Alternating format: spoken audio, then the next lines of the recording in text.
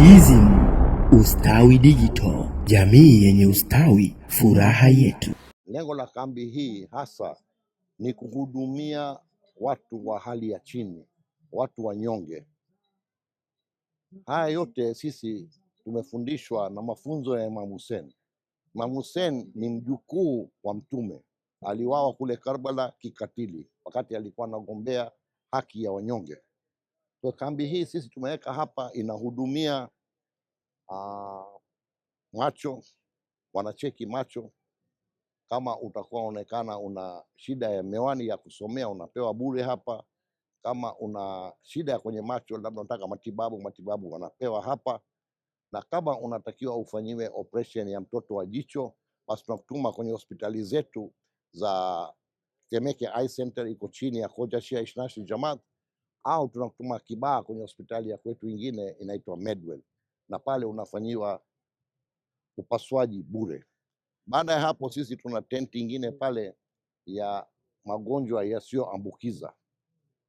Kwa wanakucheki sukari na matatizo mengine. Na ukionekana kama una matatizo makubwa zaidi yanayohitaji upasuaji, basi tunajaribu kusaidia kwenye upasuaji hiyo, ili ufanyiwe upasuaji, ikiwa ya mifupa, ikiwa ya tumbo au mambo mengine, unafanyiwa bure katika hospitali yetu. Siku ya leo tunatoa huduma mbalimbali za kitabibu, ikiwemo huduma za macho, ambapo nyuma yangu watu wanapimwa macho, na watakaokutwa wenye shida za macho kuhitaji operation basi wanapangwa kwa ajili ya operation, na pia kuna wengine huwa wanapata dawa za kuwekea kwenye macho.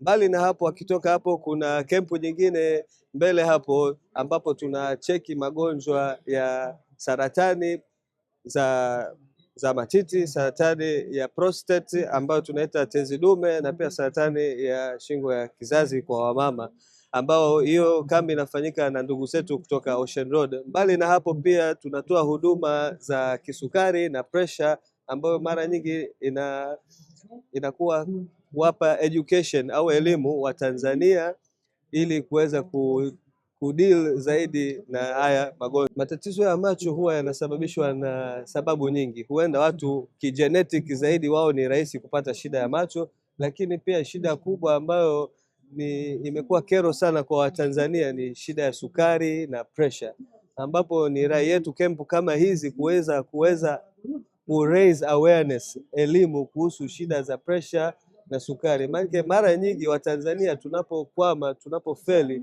ni katika elimu ya pressure na sukari. Mtu anaweza akaanzishwa dawa alafu baada ya wiki moja akasema pressure imepona. Hapana, hiyo ni kitu ambayo inatuangusha sana wagonjwa na pia madaktari katika kutoa huduma kwa watu. Kwa hiyo rai yetu ni kuweza kuendelea kutoa elimu kuhusu masuala ya pressure na kisukari. Changamoto yangu ilikuwa ikipata jirani, kwa mfano kuangalia simu kidogo na kwa maandishi siyaoni vizuri. Nimepata na dawa, nimepata miwani. Nashukuru sana. Mimi naambia Watanzania waje hapa kwa ajili ya kupima afya ya macho, ili kama kuna tatizo waweze kupatiwa dawa au miwani. Zoezi hili halichagui dini wala kabila wala halichagui ni mtu wa aina gani. Huduma zinazopatikana hapa kwa siku ya leo ni huduma za bure kwa kila aliyeshiriki zoezi hili, na zoezi hili ni kwa niaba ya kujitolea kwa kila ambaye ameshiriki hapa, na wamejitolea kwa niaba ya huduma kwa jamii. Jamii hii ambayo itashiriki hapa itashiriki kwa kila kitakachopatikana, ni huduma ni bure. Kwa siku ya leo tunashukuru kwa waliotupokea na kutupa huduma zao. Mwenyezi Mungu awahifadhi, awape kila la heri inshallah. Toa wito kwa wana Dar es Salaam, naomba mjitokeze kwa wingi. Sisi tupo tayari kuhudumia. Tuna timu ya watu 300 hapa ambao wanatoa huduma kwenye maeneo mbalimbali, na sio tu tunatoa huduma za afya nini, na watu wakija hapa tunawapokea vizuri. Asubuhi tunahudumia, tunawapatia chai, mchana tunawapatia chakula.